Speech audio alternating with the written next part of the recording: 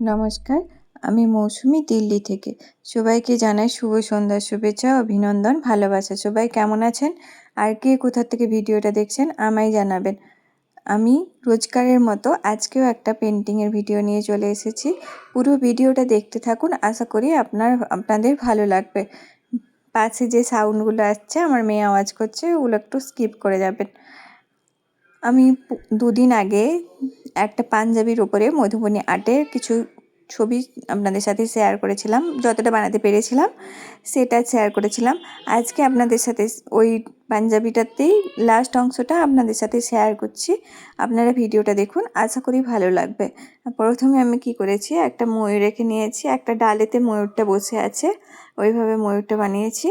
আর তাতে দু সাইডে দুটো ফুল আর কিছু পাতা দিয়ে ওইভাবে ওটাকে কমপ্লিট করেছি। তো ফুল আর পাতার মাঝখানে ময়ূরে এটা কেমন লাগছে একটু জানাবেন, যদি ভালো লাগে কমেন্ট করে জানাবেন। তারপরে আমি ওটাকে করার পরে ব্যাকগ্রাউন্ডটা করেছি।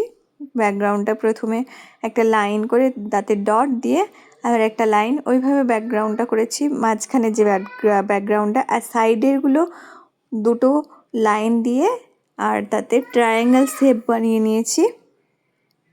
ট্রায়াঙ্গেল শেপ করে করে এইভাবে আমি পুরোটাই করেছি।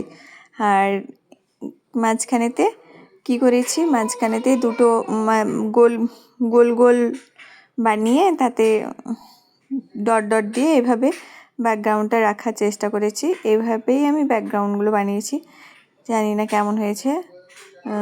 এরপরে আমি কি করেছি, নিচেতে প্রথমে পেন্সিল দিয়ে একটা টিয়া পাখি বানিয়ে নিয়েছি। সেই টিয়া পাখিটা গাছের ডালে বসে আছে, এইভাবে গাছের ডালে বসে আছে। তো ডালটা প্রথমে বানিয়ে পাতাগুলো করে নিলাম, করে আমি টিয়া পাখিটাকে ওইভাবে বানানোর চেষ্টা করেছি।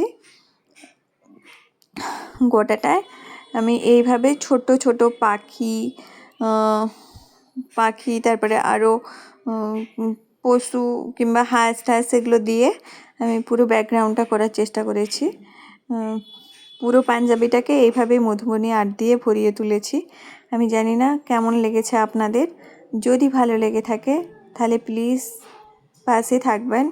নতুন নতুন আরও ভিডিও দেখার অনুরোধ জানিয়ে আমার ভিডিও এখানেই শেষ করছি। সবাইকে অসংখ্য ধন্যবাদ আমার পাশে থাকার জন্য, এইভাবে সাপোর্ট করার জন্য। নইলে আমি মানে বা এখানে আবার কাজ করতে পারবো ভাবিনি, কারণ আমি পুরোটাই ছেড়ে দিয়েছিলাম গত এক সপ্তাহ ধরে। ভেবেছিলাম হয়তো আমি ছেড়েই দেবো, আর টাইম পাচ্ছিলাম না, কিছু চাপও ছিল। তো এখন সবারই আশীর্বাদে আবার অ্যাভেলেবেল হয়েছি। ধন্যবাদ, সবাই ভালো থাকবেন, সুস্থ থাকবেন।